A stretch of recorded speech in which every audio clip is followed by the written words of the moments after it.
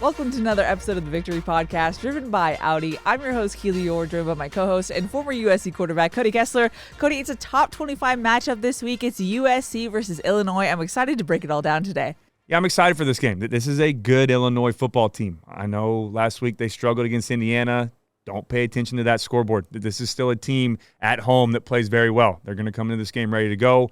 When you lose those type of games, too, you want to get that taste out of your mouth, and you want to go back and make a statement that following game. You get a little bit more locked in, so it'll be a good matchup. I don't like the 9 a.m. kickoff, though. I have voiced this concern for the last couple of weeks. I think the team will be ready to go.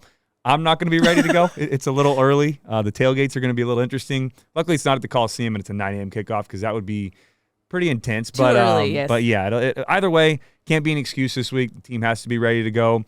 Get some eggs and stuff for your tailgate, and maybe a mimosa here and there. Sure, get some morning beverages going. But no, either way, this is what you sign up for in the Big Ten. This is a great matchup. Big noon kickoff. They're going to get the exposure. I hope Jaden Maiava goes out there and performs well. He's been a Heisman dark horse for me early this season. Now he gets to do it on a bigger stage. So this is everything you want in USC football, except maybe the early kickoff. But hey, we'll take it. Alrighty, well, I'm excited to break it all down. Before we do, just a couple reminders. Be sure to follow us on our social platforms, Victory Pod USC. That's where you can ask questions for our preview episode, and you can find out scheduled episodes as well because Superstar Cody is doing Superstar things. No. I love just making you uncomfortable. It's great. You can also follow us where you get your podcasts, and you can watch the video version of the show on USC Athletics YouTube channel. Also, PSA. We are aware that it's Illinois. Yeah. I just want to say that the possessive of Illinois and Illini is very difficult. Yes. So everyone, bear with us. We know that it's Illinois. If it sounds funny when it comes out, we apologize. Well, we were in, for more context, pre-show, I'm like, okay, it's Illinois. We know that. But if I'm saying, oh, that's like in a game, they recover a fumble or they get the ball. Oh, it's Illinois' ball, right? Or yeah. it's Illinois ball, or how would you know what I'm saying? No, yes. So we were confused. So let us know. If you hear us say Illinois, it's because we're trying to add a possessive. In possessive, yes. We know it's Illinois. We don't want everybody, please do not come for us if you're an Illinois fan and you hear this episode. Or Trojan fans that sometimes like to nitpick at our grammar a little bit, especially me. I get going. But either way, and to that, follow us on social media. Seriously, we had a tweet this week about, I talked about Eric Gentry being the best linebacker in all of college football. That popped up. I'm standing 10 toes for that. I really believe he is. But other fan bases catch wind of these tweets, and they start coming in and voicing their opinion. So we need some Trojan backup on those tweets to support our guys. Hey, we will take the engagement. Whichever fan base is engaging, we will take the engagement. All righty, Cody. Speaking of Illinois, let's go into your overall scouting report. What have you seen from them? Yeah, their head coach is Brett Bielema. This is his 5th season with Illinois, and expect a lot more in the future. He just recently signed a contract extension. We'll keep him with the Fighting Illini until 2030. Had a couple up and down seasons when he took over for this football team, but the last season they really turned it on. And they were one of the Cinderella stories in college football. Their first 10-win season in 23 years. And a big part of that is because of Bielema and the culture that he's put in place there. And they went 5-7, saw little flashes here and there, and then another 5-7 season, and then boom, 10 wins right off the bat. So that was great to see. I actually know Brett Bielema too. We were together in New England. He was a defensive line coach. He's a great coach. He coached at Wisconsin, won a couple Big Ten championships there. So he's familiar with the Big Ten. Great defensive-minded coach, but I think he's where he belongs as a head coach. This year they're off to a 3-1 start, but that one loss did come a week ago at Indiana. They lost that game 63-10. I was actually going to ask you about that, and you mentioned it at the top. Does that loss change your perception of this team? Yeah, it actually made me a little more worried about this game because two reasons. One, like I mentioned at the top, after you lose like that, there's some soul searching that needs to be done. There's some, accountability in the film room that you have to stand up there in front of your teammates and say, I need to be better. And it kind of brings you closer together. When you're 3-0 and you feel like you're the best team in football and everything's going great and you're a top 10 team, and then you get humbled like that, you almost see a better team the week after. And you could say, maybe it throws off their rhythm a little bit. There is some truth in that. But overall, if this team is and how Brett Bielema is, and if he's the coach that I know he is, he's going to have them ready to go and use this as ammunition instead of seeing it as a negative. Yeah. The other thing is, and I don't think they will, because I know Coach Riley's a great head coach and has great coaching staff around him, but sometimes it's easy as a player to see that and watch that tape because they struggled. They had 2 rushing yards, only 9 first downs the entire game. It was a bad performance from the Fighting Illini. It's easy to look at that game and say, you know what, maybe they aren't who we thought they were. They're not as good as maybe I think that 2 weeks ago, this is a top 10 matchup. Now it's, are they even a top 25 team? You cannot have that. And I'm not worried that the coaching staff will preach that this week. Obviously, they're going to keep, nameless faceless opponent like you do every week. But sometimes as a player, when you're watching film and you see that bad of a performance on tape, it makes it easier to think, all right, well, this might be a cakewalk, but you can't have that. To your point, I asked Coach Riley about that on Trojans Live, and he said, don't let that fool you. This is still a really good team. Very good football team. And you're going to have those games. It's going to happen. Now, I hope we don't. Don't let that happen here at USC. But sometimes you have those games, whether it's college, NFL, even high school. People that played in high school where just nothing's working. You come out and you're a good football team, but that's not shown on the field, and you're getting bad bounces. And the other team just has your number that night. And 63-10 is a little more lopsided than I would expect from a top 10 team, but still, Indiana's a good football team. That's going to happen, but this is no indicator of who Illinois is. You have to be ready to go this week. Okay, well, let's take a closer look at Illinois' offense. What do you see there? Yeah, this offense is led by coordinator Barry Lunney Jr. This is his 4th season with Illinois.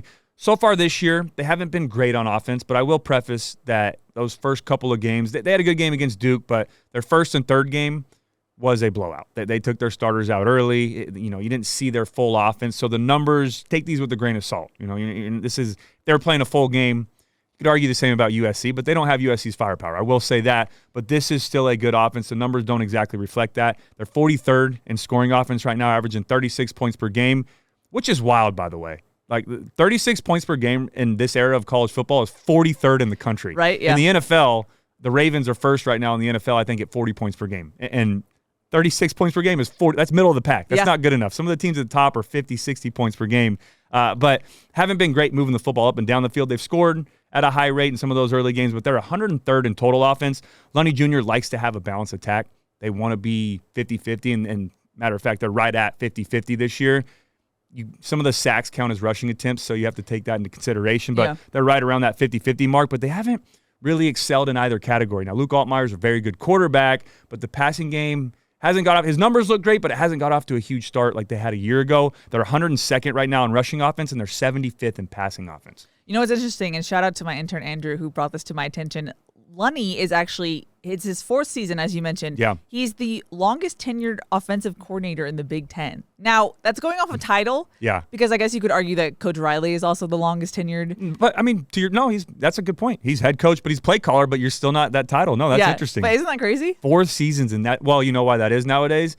Because you have a great year as a coordinator. You're gone. Or you head coaching next year. Or going somewhere else and all these other teams try to come get you. But yeah, no, that's a testament to him. He's a very good offensive coordinator last year. Go watch the tape. Even this year, I know some lesser opponents early on, but don't watch the Indiana game. Don't let that confuse you. They struggled on offense that game, but if you watch last season, the way he calls these games, it's an interesting offense. And then the first couple games this year, especially against Duke, they were close at halftime, and then they took off in the second half. When this offense gets hot, they're dangerous. Well, let's talk about this offense in more detail. What do you see as a whole from them? Yeah, this is a spread offense that likes to be balanced, but they rely heavily on the success of their quarterback, Luke Altmaier. This offense runs through him, and like I mentioned, the numbers aren't great so far, 75th in passing offense, but a big part of that is because he came out early in the first game, that they got out to a comfortable lead in the third game. Last week they did struggle, but don't let those numbers fool you. He's one of the better quarterbacks in the Big Ten. Now, although this is a spread offense, it does have some pro-style tendencies to it, and they will get under center at times. You can expect it a lot in short yardage situations. They'll bring in some bigger 12 personnel, 13 personnel even, where it's one running back, 3 tight ends, and 1 receiver. And then they like to do it down on the goal line as well. But they'll also get under center randomly out in the field. And go look at their lone touchdown against Indiana early on in that game. They get under center, go play action, and you could tell that Indiana hasn't seen it before on tape. And maybe they have, but they weren't ready for it in that game, and they let a guy run free, and he had a walk-in touchdown on a post. They'll mix in some under center stuff, but majority of the game it's going to be a spread offense. They love to use pre-snap motion, especially with their running backs and their wide receivers. And they don't do it just as window dressing. They do it to gain an advantage in the play. So you'll see the running back fly motion like we do with Eli Sanders.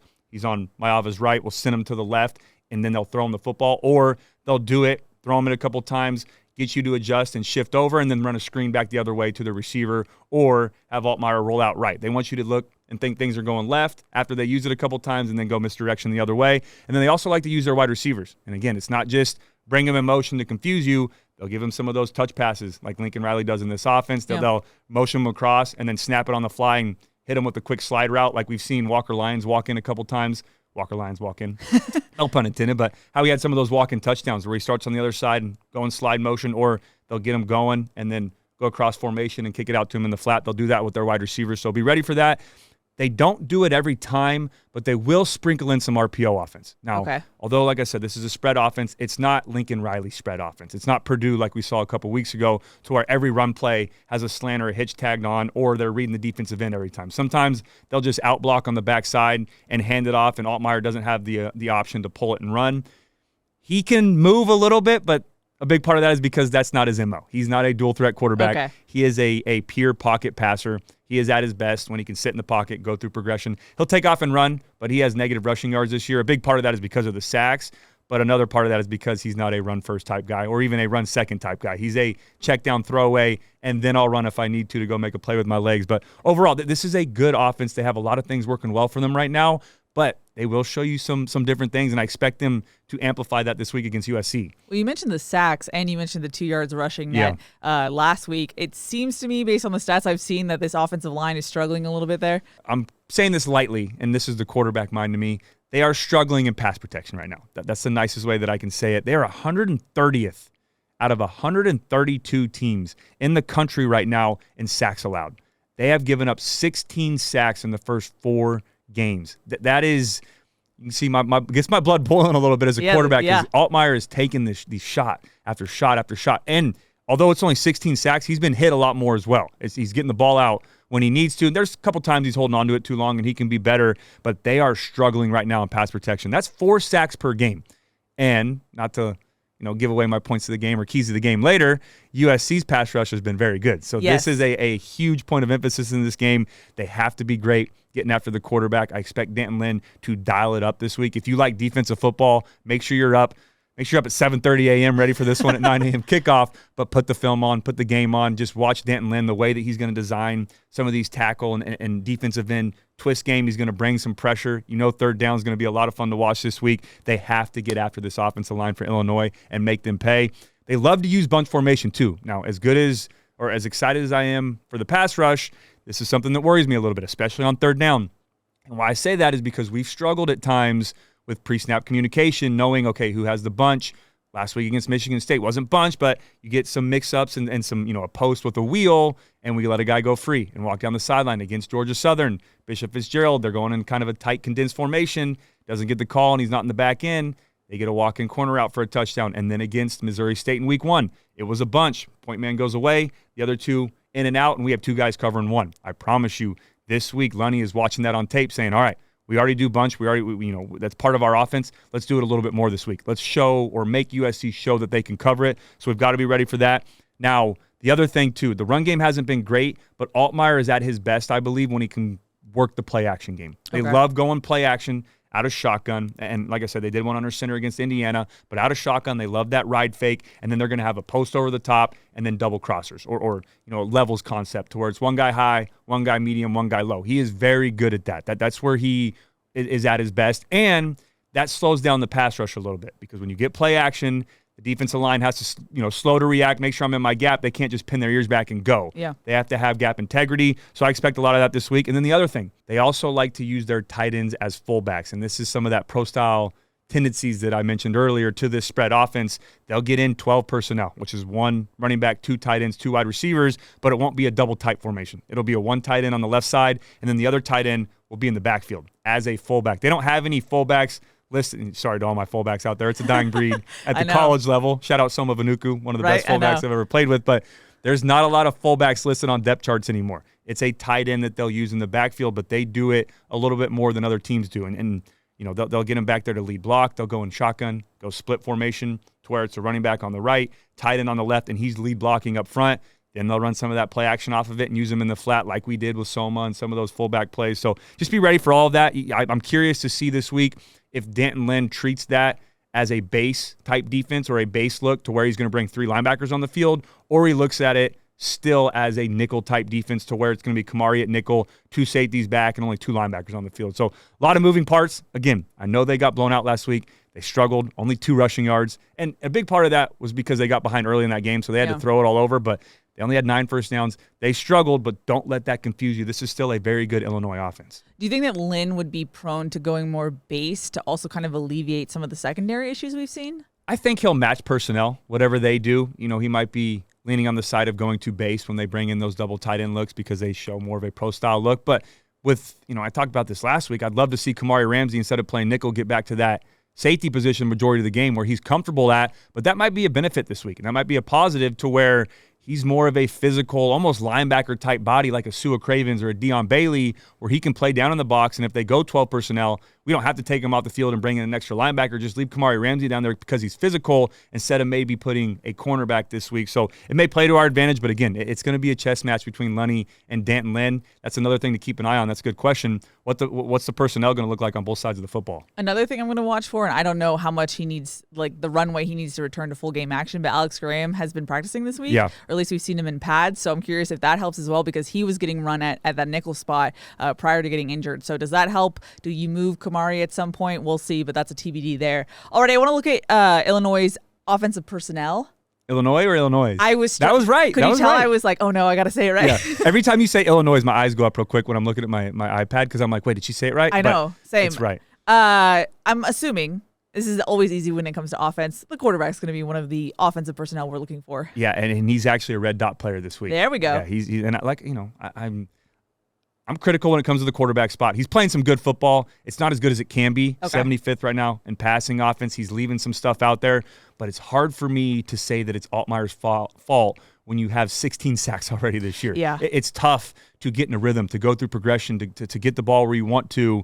And you're taking hits almost every other time you drop back, but you're still having the production that he's having. That's why he's a red dot player for me, and he's a proven player at the college level. We saw what he did a year ago. He picked up where he left off this year. He just has an extra element of having to deal with the pass rush. He's playing some really good football. I mean, he's 70% completion percentage, 855 yards, 9 touchdowns, and 0 interceptions. It's impressive that he's taken the beating that he has, and he still hasn't turned the football over. So that's a big part of that. Now, when he does throw the football, I got one guy to pay attention to this week. There's some other guys that put up some decent numbers, but there's one target that he wants to get the ball to, and that's wide receiver Hank Beatty. He has twice as many catches as anyone else on the team. Okay. And he is Altmaier's safety blanket. If things are breaking down, if the rush starts concerning him, and he's becoming a pick-and-stick quarterback to where, all right, I'm finding one guy and I'm getting it out, we have to cover Beatty. That's the guy he wants to find. 21 receptions, 302 yards, and 1 touchdown. And then in the run game, I only have one wide receiver this week, but I have 2 running backs, which is unique. They have 2 backs that they like to use, but their lead guy right now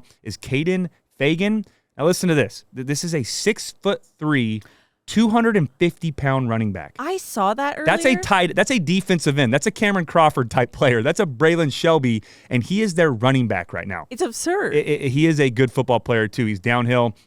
This is a huge week. I've talked about Desmond Stevens. Yeah. Getting comfortable in this offense, maybe a step late here and there early on to get into the hole, keeping great gap integrity. You cannot have that. Arm tackles will not work this week. If you're a half second late, he will run through arm tackles and pick up an extra 3 or 4 yards. I mean, falling forward at 6'3", that's an extra 2 yards right there. You've got to be physical. Defensive line can't just pin your ears back and think sacks this week. We've been great at tackles for loss. That has to happen again against Fagan. And then the other player that they have in the backfield they like to get the ball to is sophomore Khalil Valentine. A little bit more of their speedy back, and they'll use him in some certain situations. Alrighty, Cody, I want to take a look at Illinois' defense. Before we just want to give a thanks to Audi. What you expect from an SUV is a range of sizes to fit your lifestyle. Expectations matter, but exceeding them matters more. The Audi family of SUVs, progress you can feel. Alrighty, Illinois' defense. Who is their DC, Cody? Yeah, this defense is led by coordinator Aaron Henry. This is his 5th season with the Fighting Illini, but his 3rd as defensive coordinator. This defense has looked really good the first 3 weeks, and then last week happened, and they give up 63 points. Now, there was a punt block. There was some offensive issues to where they put them in a bad spot on defense, so I'm not putting it all on the defense, but they struggled against this Indiana football team. They basically did what they wanted that game. They were running the football well. They were throwing it well. They're going to bounce back this week, though, against USC, so we got to expect them to give us their best. Illinois is 60th right now in scoring defense, and they're 63rd in total defense. They're right about the middle of the pack and everything. I mean, they've been balanced on defense, too. 66th in rushing defense and 69th in passing defense. So there are some plays to be made. There are some areas that we can attack, but they've been pretty solid and everywhere. There's really no cracks that they have to where we can take advantage of this, like last week against Michigan State, where when, they knew that they struggled on throwing the football. Then we came out and ran it all. I was going to say that didn't even matter. It didn't matter. But I guess when you're playing Lincoln Riley's offense, everything's on the table. But yeah, this is a solid defense, and Henry's going to have this team ready to go. Now, when you did your film study, what did you learn schematically about this defense? Yeah, this is a week as a quarterback, and I'll put my hand up and be honest that you don't necessarily enjoy preparing for. And I know Jaden Maiava and Lincoln Riley are going to be ready, but there's a little bit extra work to be done. You're going to have to watch a little bit extra film. And the reason I say that is because this is a true 3-4 defense. And they'll even show you some 3-3 stack type looks and have some identification issues. The reason that that's a problem is because it's tougher to know, okay, who's the 3-down lineman, who's the 4th-down lineman, who's the line working to, who's the Will, who's the Mike, who's the Sam. It's easy when you walk up there and go, all right, 4 down front, it's an under front, linebacker, linebacker, linebacker, here's the DBs. Now it's 3 down front, who's the rush end, who's the Will, who's the Sam. I'll explain kind of what we call them in a second when we get to the pressure look, but there's some unique names you use this week that you don't have to in 4 down front. So very confusing, but communication between Killian O'Connor and Jaden Maiava, even from Lincoln Riley in the headset, because you're going to have to walk up there immediately, and if it's 3 down, hey, odd, that's your call. Letting everybody know, hey, 3 down, or 4 down. That's Killian's job. Then Maiava has to see that, echo the protection calls and all of that. Receivers, running backs, they have to be in tune, too, to know, am I hot this week? Is that actually a linebacker? Is that a defensive end rushing? And then the running back has to know in protection where they're going. So a lot of moving parts. Now, don't freak out, though. I'm not trying to scare everybody. I'm just giving you the insight or kind of behind-the-scenes look of how difficult it is going against a 3-down front. And there are, some things that you can struggle with if you're not used to playing 3-down fronts. But also, there's some advantages to be had in the run game. You're only going to have 3 big bodies instead of 4. Now, you can be a little bit more physical in that. The linebackers are going to be maybe 2 to 3, but the rest are going to be defensive backs. And when they get to nickel, again, they lose a bigger body down there with not having a 4-down front. So there's going to be plays to be had in the run game, and then I expect us to be great in pass protection this week. They will show you some 4-down looks, so I don't want to say it's just going to get up there and be head up nose, 2-4 techniques, and then they're going to go. You're going to have some 4-down looks. They'll move the front a little bit. When they do that, and you'll see it on film, they'll have 2 big guys in the middle, hand in the dirt, 2 outside guys stood up, and they're going to be pass rush specialists in those situations. So you got to be ready for that. They love to use trap corners or cut corners on the outside, and what I mean by that is when you have a 3-down front and you have 3-by-1. Let's say we're on the left hash and it's a 3-by-1 formation. When you have a 3-down front, you're missing a big guy up front. So what do you have? You have no one that has that C-gap responsibility, because if we're in 3 wide, the linebackers are going to shift over. So you'll see a safety play over the top, and that boundary corner, his job is that C-gap in the run game. So if it's, again, play action, I don't want to get ahead of myself, but if we're running the football to the left to that weak side away from 3-by-1, you're going to see the corner almost look like he's coming on a pressure, on a blitz. And go watch the tape against Indiana. They do it a couple times. He's going to come downhill and be ready to tackle. Well, Indiana got a beat on this a little bit, so they started play action and hitting a little hole shot right over the top of him before the safety can get there. But if you're not responsible for that in the run game, if I'm at left tackle and hopefully Elijah Page is back, I don't know his status right now, but whoever's out there, if it's Justin Tauanu'u, you can't just look at the box. You have to know if we're running weak side run away from the 3-by-1, my guy is the widest. I'm going to that corner because they have those cut corners. That's what we call them. So be ready for that. They do a good job of mixing up their coverages on the back end. I feel like I'm a broken record with this every week, but that's kind of the MO to college football, even the NFL. A team's not going to come out and go, all right, we're going 90% man today, beat us. Because that's easy as a quarterback. I'm going to go, all right, I'm going to go back there, turn my brain off, pick and stick, and go find a guy. They do a good job of mixing up coverages, and sound like a broken record every week, but that's become the MO of these defensive coordinators. It used to be where teams would come out and say, hey, we're going to play man-to-man 90% of the time, or we're going to play cover 4, and that's who we are, and you're going to see that 85% of the time. Nowadays, it's a lot more mixing and matching. Now, teams lean heavily on what they're comfortable with, and if they're not a man team, then you might see some more zone. If they don't do a good job of passing things off in zone, they might go man, but this team does a good job of mixing it up. You're going to see 2 high, 1 high in the zone game, and then in man-to-man, they're going to match across the board. Now, I am curious, though, this week, what they're going to do if Jacoby Lane is out of this game. Are they going to, and I would expect them, because they're not afraid to play man, I would expect them to maybe play man on some of the other guys and keep a safety over the top of Mekhi Lim in this game and try to take him out of the game plan. Now, if Jacoby Lane's in, you can't do that. Yeah. You can't play cover 2 the whole game and cloud both guys. And, Lincoln Riley does a good job of moving around. But that's something to keep an eye on. If Lane is out this game, I expect them to try to take Mekhi Lim out and have some other guys make some big plays.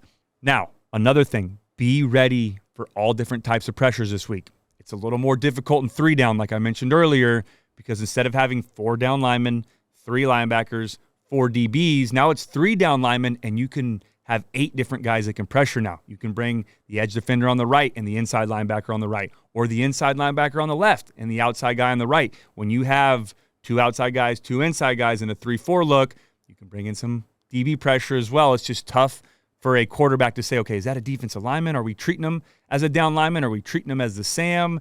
And defensive coordinators know that. They're going to mix it up this week. I would, expect maybe 5 guys coming this way, and then the next play they're going to bring 4 this way and drop off that side. So there's so many different possibilities that you can do. Basically, in easier terms, when you have 4 down linemen, you have 7 guys that can pressure and mix and match. This week you're going to have 8. And it may not seem like, okay, 1 extra guy, that's not a big deal.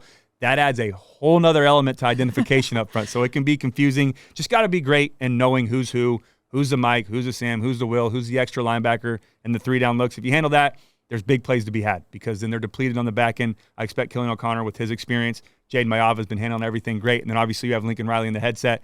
Shout out Coach Hansen, too. He's been great in the offensive line. I have no doubt that they'll have it ready to go. Just if you're a quarterback this week, instead of watching an hour and a half of film, you're in there for 2.5 hours. You got to stay a little bit late. Grab Keely O'Connor, grab the offensive line. Let's go over some pass protection pickups. Let's go watch it on film and get it figured out because that can't be a problem in this game. And then the last thing, they love to use their safeties in the run game. So that adds another element. Now you have a 3-down look, extra linebackers. Safety's going to come down in the box. They like to play tight to the line of scrimmage. Both safeties are their 2 leading tacklers. They are force players. Even in cover 4, they're going to cheat them down a little bit, trust their corners outside to play coverage, and they're going to be, as soon as they see handoff or they see the guard start to go and read their key, they're in the backfield. So you've got to be ready for that. When they pressure 2 running backs, those are your guys in pass pickup. I know this is a lot of information. I apologize. Hopefully that it made sense. I tried to break it down as best as I could, and this is me simplifying it to basically, as someone that's learning football for the first time, imagine how complex it is in the meeting rooms. That's why I said as a quarterback, I'm giving you kind of behind the scenes that 3-down looks are not fun to prepare against. But if you pick it up, there's big plays to be made. So I expect, again, another chess match this week between Lincoln Riley and Aaron Henry. Well, that's what I was going to ask you. You talk about the film study for both Killian and Jaden. How much of that is just going tendencies as far as like who they like to bring, or is there something pre-snap that you can do to kind of identify better? How do you attack this if you're Lincoln Riley and company? Yeah, you absolutely have to pay attention this week to tendencies and study what they do and watch on film. If they're in a 3-down front, are they bringing pressure to this side and they're 3-3 stack? When do they get to those cut corners that are involved in the run game? And I'll give you this too. This brings me to another point, a little behind the scenes. You ever wonder what the GAs and the QCs do? For those of you who don't know, a quality control coach or a graduate assistant who aren't on the field and can't be hands-on really, but they're behind the scenes more so. What do?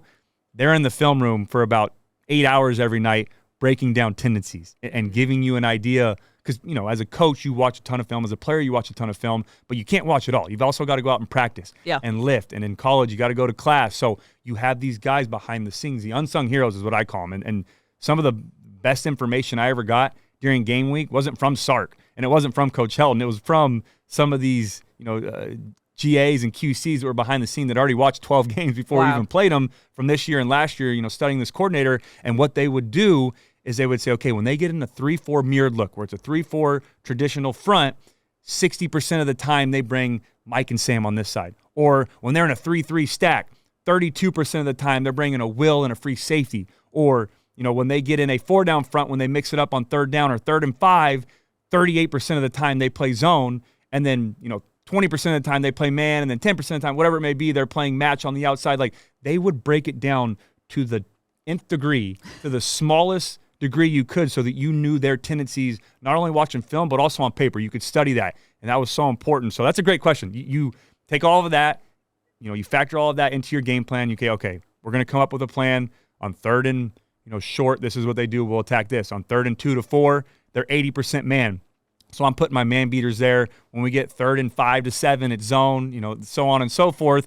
Then if they mix it up that week, that's where those in-game adjustments come into play to where, okay, they're breaking tendencies. They're showing you a ton of stuff on film. Now they're trying to mix it up. So, again, I'm probably talking a lot right now. No, I love it. That's how in-depth we like to get on the Victory Podcast. I want to give you kind of a behind-the-scenes instead of saying, okay, get up there, snap the ball, go play football. There's a lot more that goes into it. But, yeah, it's gonna be a fun week. I'm excited. Well, looking more specifically now at their defensive personnel, who should we be looking for on Saturday? Yeah, I mentioned their 2 safeties are their leading tacklers. I'm starting with the secondary this week. The first guy that you got to pay attention to is safety Matthew Bailey, 6'2", 215-pound junior. He leads the team with 22 tackles. The other safety is the captain of their defense, Miles Scott. He has 17 tackles on the year. Very good football player. He had a targeting call last week, though, in the first half against Indiana. So he will be back for this game. He had to miss the second half, but he will be back.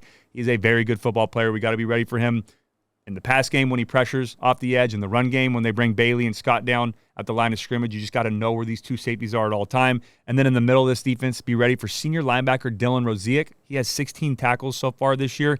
8 of them came last week, though, against Indiana, so he was all over the field. He's getting in a rhythm.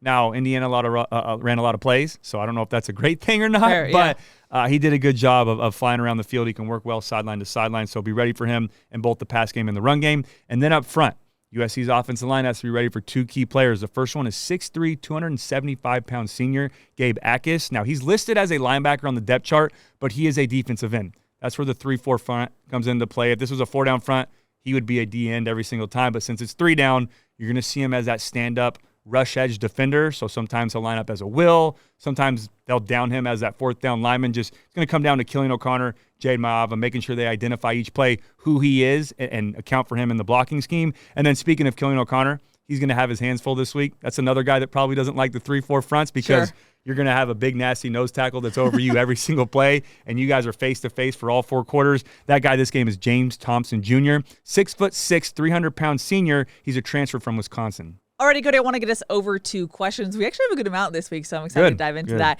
Before we do, just want to give thanks to Ralph's. At Ralph's, you get high quality and low prices, so you never have to compromise your budget. Save on thousands of items throughout the store. Ralph's, fresh for everyone. Already, SoCal Manny said, Illinois is coming off of a heavy loss and USC has an early start time. How will each team handle the emotional and psychological aspect? Yeah, it's different for both teams in the sense of Illinois is trying to turn the page, right? They're trying to get that bad taste out of their mouth. They want to come back this week and have a redemption game and show that they can compete in the Big Ten, and that was a one-off, and they're ready to go. For USC, they're coming off of a big win. Now they just have to handle something different this week that they're not used to. Now, I will say they practiced early during fall camp, so that was great. They have some experience with early morning games, but other than that, you can't change your schedule throughout the week to prepare for this when it comes to your body clock and playing earlier because in the NFL you could.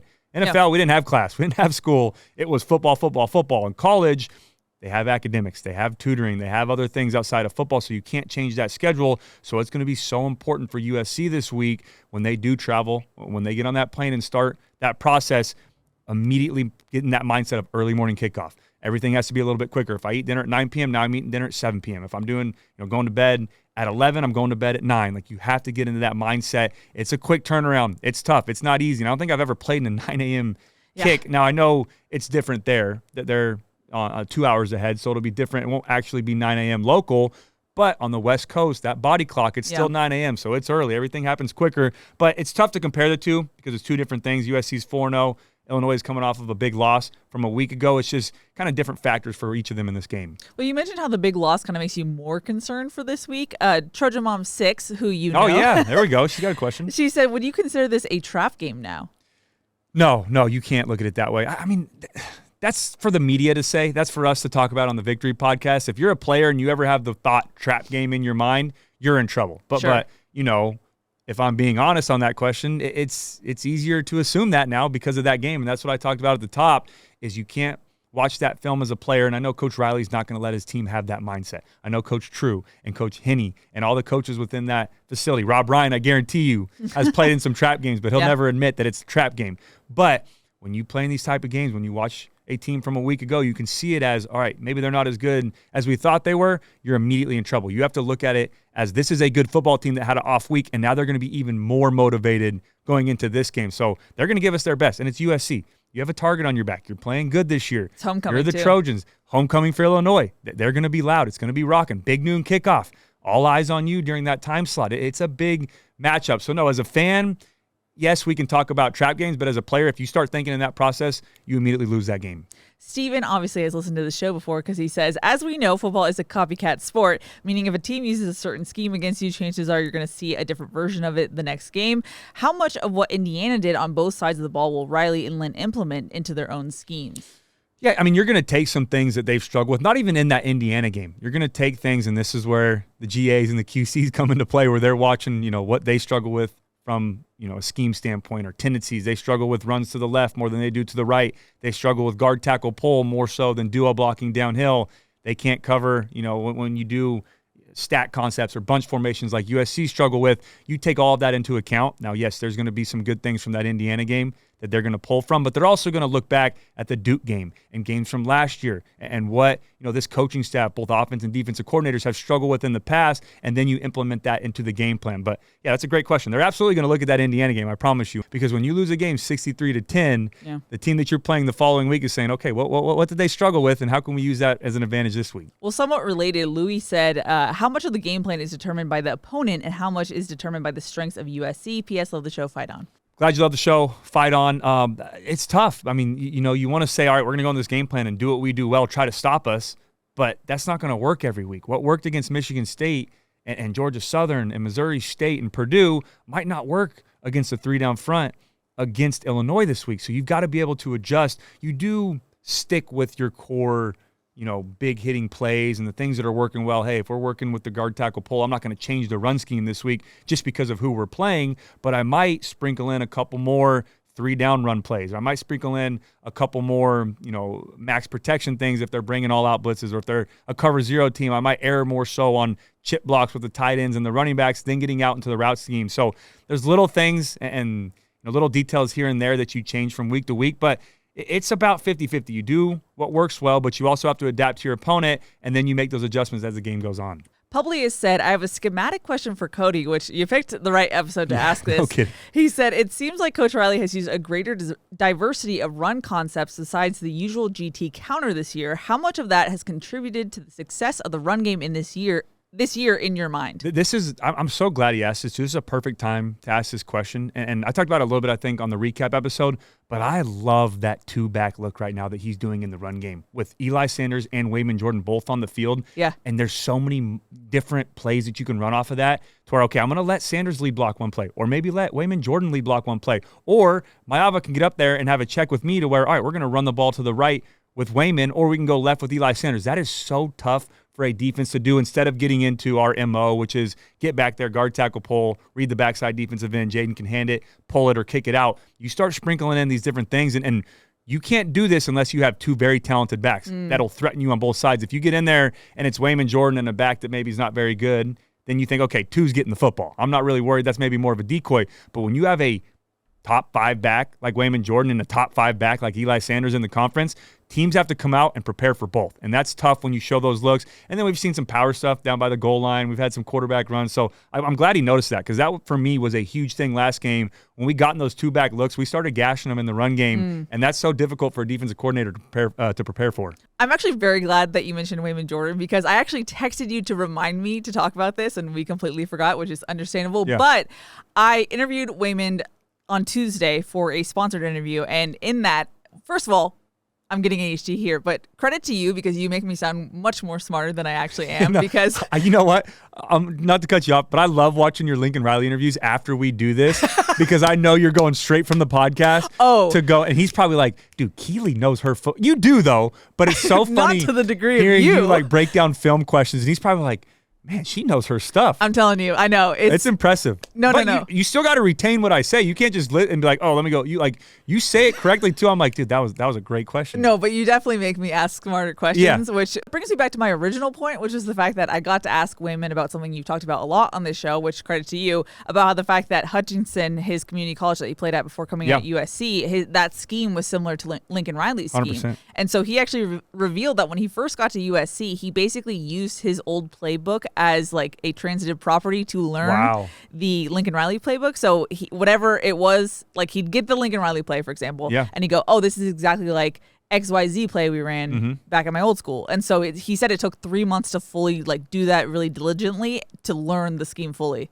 Yeah, that's awesome to hear. That's very impressive too. And that's what I've talked about before with, a copycat league. And we had a question about that, is that the scheme at most places are going to be pretty similar. Now, from Hutchinson Community College to USC was carbon copy almost when it came to the run game. And you would have known this if you watched our spring episodes and we broke it down a little bit. There you go. But the fact that, he could look at that and say, okay, this is similar to this. This is how we ran it here. This is how they run it here. It's just the language that changes. And for him to put those together just tells me that not only is he physically gifted, but he has what it takes between the ears to play on Sundays and to process and to go out there and whether it's pass protection or run scheme or who I'm blocking on this player, we get in these 2-back looks. You can put more on his plate because he can handle it. So that's a huge testament to him. I'm glad that you brought that up. I'm glad you told me that too, because that's so cool to hear. I'm I'm full on a Wayman Jordan supporter. I'm a believer. I'm a truther, whatever you want to call it. Eli Sanders too. Yeah. But I think number 2 is going to be special here at USC, and I think he's going to be special at the next level as well. No, when I heard that in the interview, I was like, immediately I have to tell you and get your reaction. I'm glad you did. You've said this so long, and finally it was like actually confirmed. So I wanted to give you credit, but also give Waymo credit for the work ethic that he has.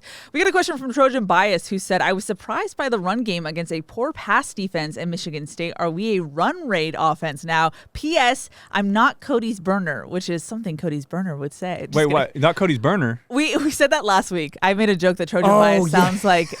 Hey, that's something Cody's burner might say. Yeah, exactly. Maybe it is. But no, I mean, yeah, we are right now. I mean, I don't want to say a run-first team because we're so explosive in the pass game and we've got great weapons out there, and hopefully Jacoby's back this week and Jaden Mayava's playing as good as anybody right now in college football. But we have been more of a run-first team these last 2 weeks. I mean, we ran the ball 40 times a week ago. We ran it 40 times against Purdue. I mean, in the fourth quarter against Purdue, we ran it 14 times and we threw it 3 times. And you may think, oh, you became conservative because you got the lead, or you slowed down a little bit, you got complacent, took your foot off the gas. No, our run game is just as explosive as our pass game, and when you have that, you can lean more on the run game, especially on the road, and we're going to have to do that this week. But yeah, to come out against Michigan State, who was top 10 in run defense, and run the football the way they did, and use the 2-back looks and the 1-back looks, and still use your guard tackle pulling, and then have some RPOs off of that, very impressive, and that's going to pay off when we get to this tougher part of the schedule coming up these next few weeks. Well, you said use it again this week, and Tim said, do you see USC ending the game with more pass or run plays on Saturday? I was pleasantly surprised against Michigan State.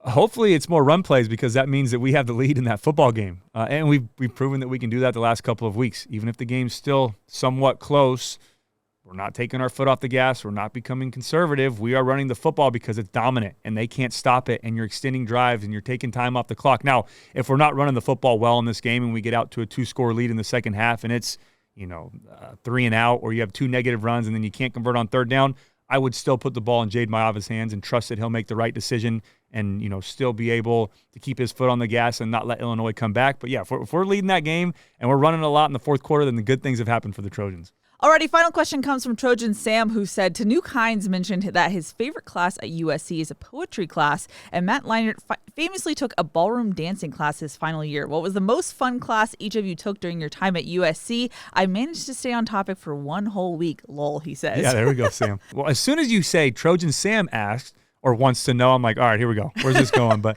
no, that's a great question. I actually took a class here. I think I might have mentioned it before. I took an acting class. Yes, that actor I loved. Kessler. I know. I took a yoga class too, which was awesome because that's fun. It was. So did I. Yeah, when I was with Lane Kiffin, we would go from I think 8 a.m. to 11 a.m. practice, and my yoga class was at like 11:50 or 12, or it was right after that, 11:30. So I would go from practice, being tired, sore, and then go do a full stretching session. So it was almost like a built-in recovery, and I got credits for it. So it was perfect. Nice. But yeah, the acting class probably just takes the lead on that one. I had so much fun doing that. I really bought into it too. I went into it thinking, all right, it's an elective, get a credit I got to take so I can stay eligible. You got to do these certain amount of classes. I'll just breeze through it and kind of, go through the motions. I was bought in after day 2. I think day 1, I was like, oh, this is kind of cool. Day 2, I came back. I'm in there full on improv. I thought I was Shakespeare. I'm in there writing scenes and talking about it and then acting them out. And okay. The acting coach or professor, whatever you want to call her, I think we just called her professor. But anyways, she called me after class one day and pulled me aside and said, hey, I know you're a football player. I know you're looking into that. But if it doesn't work out, you might have something going here, and I mean, you hear me on this. I could talk to anybody and I can. Yeah.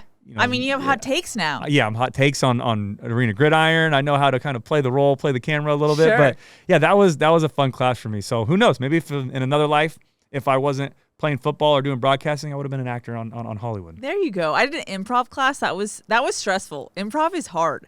I also did the science of stress, which I thought was going to be a easy class. It was not easy at all. I did a stress management class. I actually did a stress management. Maybe it was stress management. It was stressful. Yeah. And maybe I know it was weird because it was a lot of busy tasks, and I happened to take it fall, which I tried to do easier classes fall because I was covering football, but I think that was the Rose Bowl season, so I was very busy, and I was just like, I don't have time for busy work. So I also did. Now that we're on this topic, Sam, way to go. He always. I know. Anyway, everyone, if you guys want to fight on, love you guys. Bye. Yeah, this is just us talking now. I took a ballroom dancing class too. Oh, you buried the was lead it ballroom with Margot? And okay. for all you guys, all former Trojans listening, you probably know who Margot is, but she's the dance teacher here, dance professor here Okay. at USC. So I took a class with her in the summer. I was pirouette and pirouette. Is that what it's called? Pirouette and really? And That's chasse. Is ballet. it chasse? Chasse. It was a ballet. It was a ballet, I think. There you go. Chasse is what it was. Third position, fourth position. Yeah, we did all that. There you go. Yeah, okay, so next episode we'll get Cody's ballet. Yeah, film Emily, study. you know what? Don't Emily, make sure we delete all this. Don't tell anybody that. No, but yeah, I would still say the acting class out of all of those was still probably my favorite here at USC. There you go. Alrighty, Trojan Sam. Thank you for your question. Thanks for getting us off the rails once again. But it's fun. It's fun talking to you. It's fun previewing this game, Cody. I'm excited for this one on Saturday. Yeah, this is gonna be a great game. All jokes aside, I know we're laughing about the 9 a.m. kickoff. Doesn't matter. Seriously, everything is irrelevant. Nameless, faceless opponent. Don't look at that 63-10 game from a week ago. Don't look at who they were last year. Don't look at any of that stuff. You go into this game, focus on what you can control. Trust your game plan. Trust the guys around you. It's going to be loud. Road Warriors. I love that. It's almost better than being at home. Yeah. And I love the Coliseum. I love the fans there. But it's a great feeling when you can go quiet a crowd on the road and you can take the lead and they start walking out early and all that orange disappears and you see some cardinal and gold at the top. So hopefully that happens on Saturday. Love you guys. Fight on. We'll see you for a recap episode. Let's go get a win in Big Ten play this week. Alrighty, you heard the man. That's going to wrap it up for this week's preview episode. That's Cody. I'm Keely. We'll see y'all next time.